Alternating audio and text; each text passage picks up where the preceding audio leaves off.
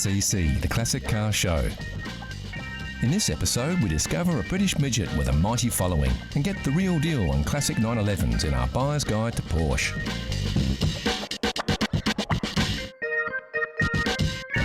We go automotive treasure hunting and blow the dust off some classics as we talk about the coveted barn find.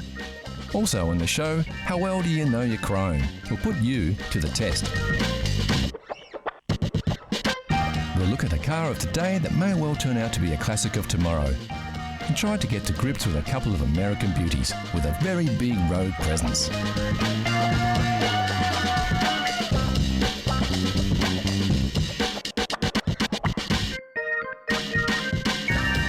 So sit back and get ready to cruise into the long open road that is CC, Classic Cars.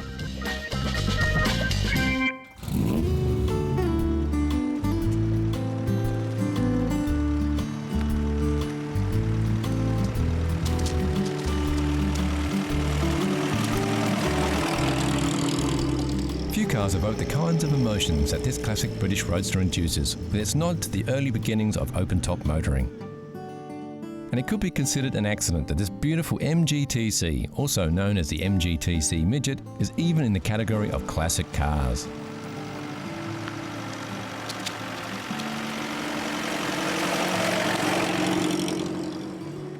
The MG story started in 1928 with the release of its first vehicle, the M-Type or Midget, and it was an immediate success.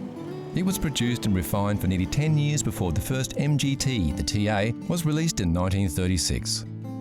Well in a vintage class and not even close to the classic era.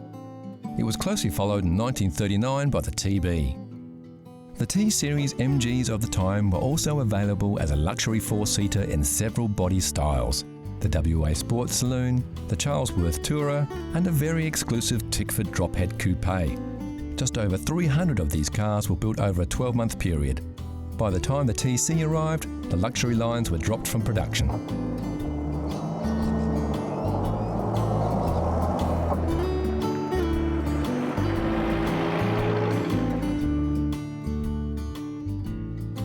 Like most car manufacturers of the time, the war put the brakes on any new car models, and the post-war industry was simply a matter of dusting off old designs and going back into production. This was exactly what the MG Car Company did, starting production of the MGTC in September 1945, with very minor changes from the original TA and TB models.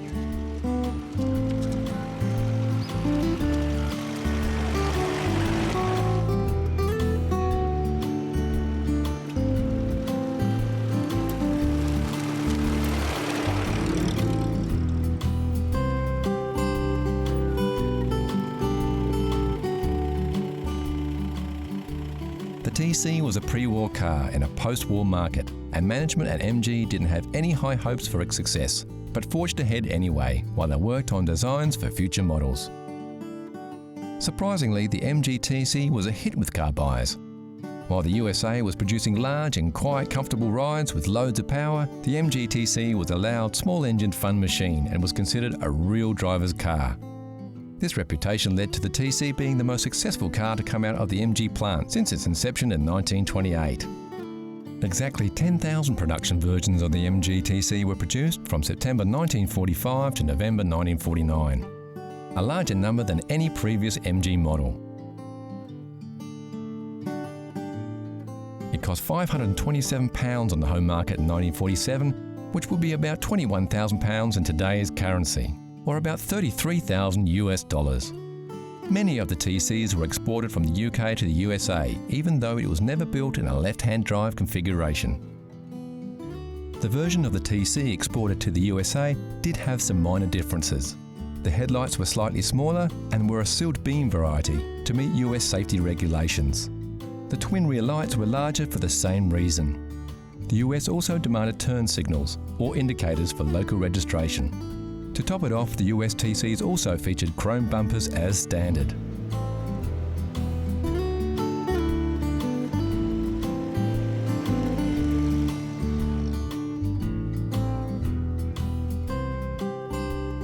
This particular MG TC is a fantastic example of a beautifully kept vehicle. The The styling is unmistakable, with the classic wire wheels, synonymous with MGs, featuring the propeller-style knockoff, emblazoned with the MG logo.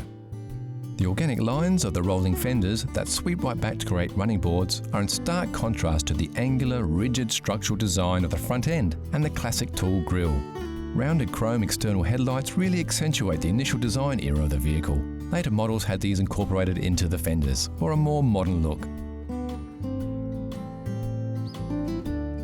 Driver comforts are at a minimum in the MG-TC. A cockpit-style driver position in front of a very retro spoke steering wheel set the tone for a plain but functional interior. Classic instrumentation spread right across the dashboard, a flat windscreen and suicide doors are all hallmarks of a time long gone.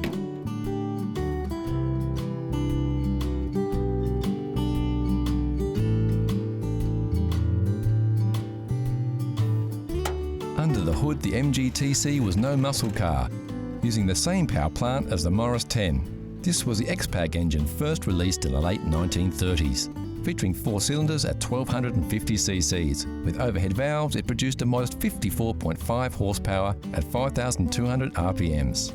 It was a reliable workhorse though, and had enough juice to keep the driver in that low cockpit flying around the corners.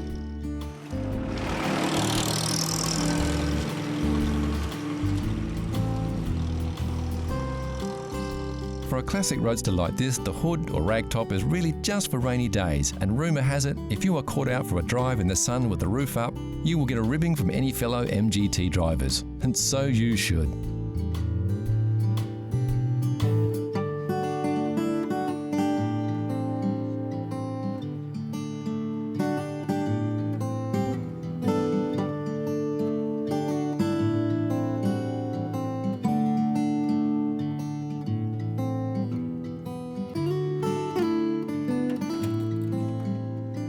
The MGT stayed in production until 1955. Over 56,000 cars, and 21 years later it was replaced by the MGA. Not bad for a midget.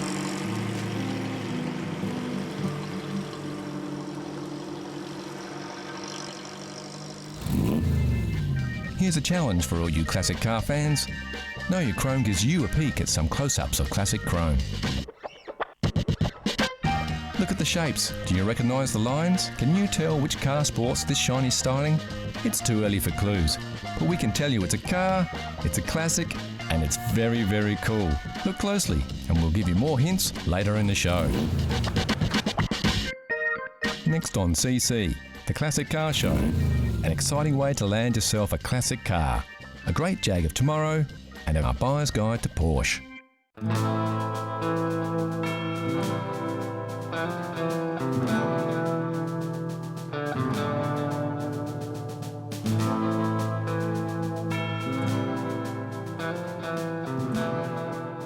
When you're hunting for a classic car, there are a few ways to go. Classics are categorised into 3 classifications that describe the condition of the vehicle. There's original cars, restore cars, and barn finds. Original cars are vehicles that have been driven over their lifetime and are still likely to be on the road today. They have not been resprayed or restored and can sometimes have non-factory modifications made to them over time. The classic version is the little old lady who drove it to church on Sundays. Restore cars are exactly that. Cars that have been meticulously restored to their former glory. Often bare metal restorations with everything in its place. These vehicles are generally pretty expensive, but are real head turners.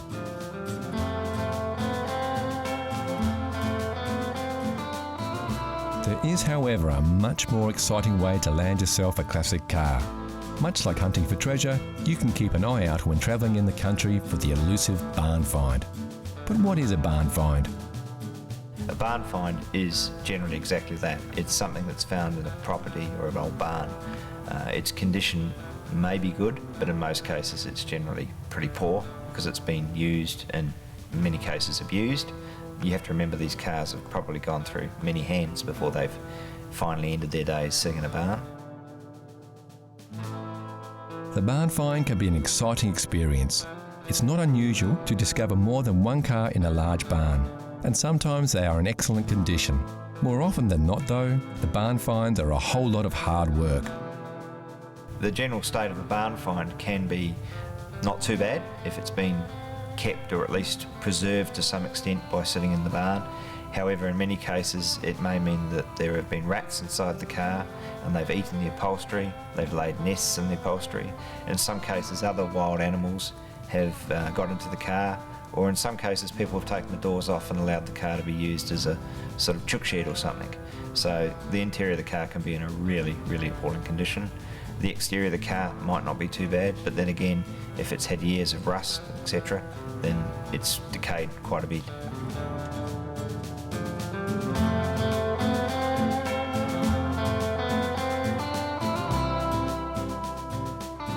So it all sounds like a lot of hard work. Surely it would be better to get hold of a running classic and restore it from there. Well, not always.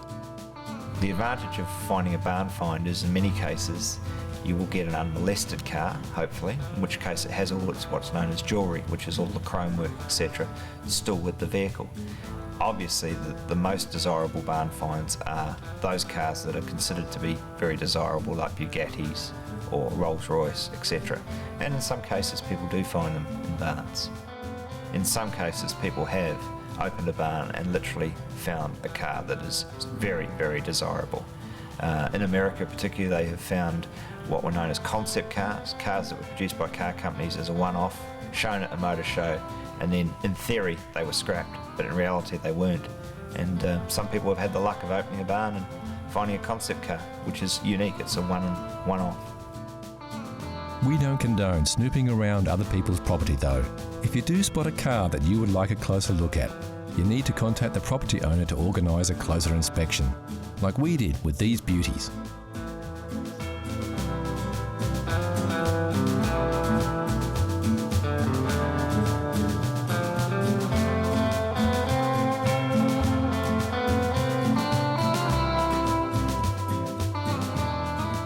Classic car fans will always be searching for those elusive treasure moments, but they don't come along often. And remember not to get too excited by a rusting hulk in a shed somewhere, unless you really, really love it, or it's a collector's car. It could be more hassle than it's worth.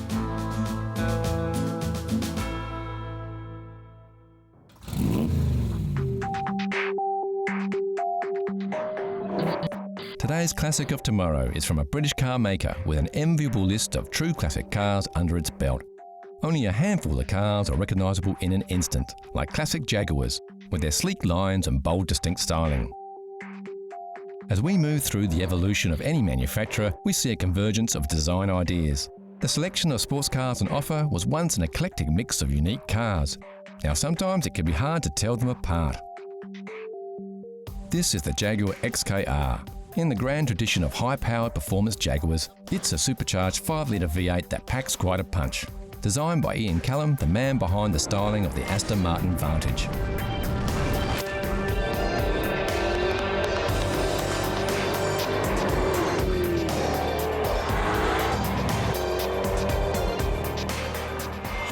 So how much does it cost to buy a performance car of today that will be a classic of tomorrow?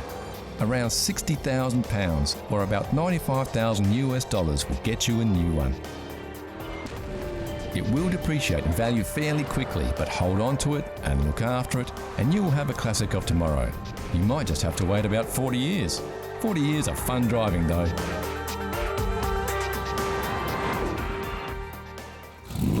So you've always dreamed of owning a Formula One race car, tearing around the track at 200 miles an hour. But maybe you just don't have the millions to spare.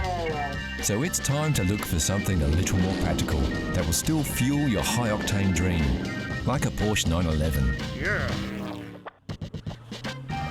We took a look around to see just how deep your pockets need to be to get behind the wheel of one of the most successful competition cars of all time. Since its introduction in 1963, the Porsche 911 has undergone continuous development, but the basic concept has remained the same, with its rear-engine design and independent rear suspension.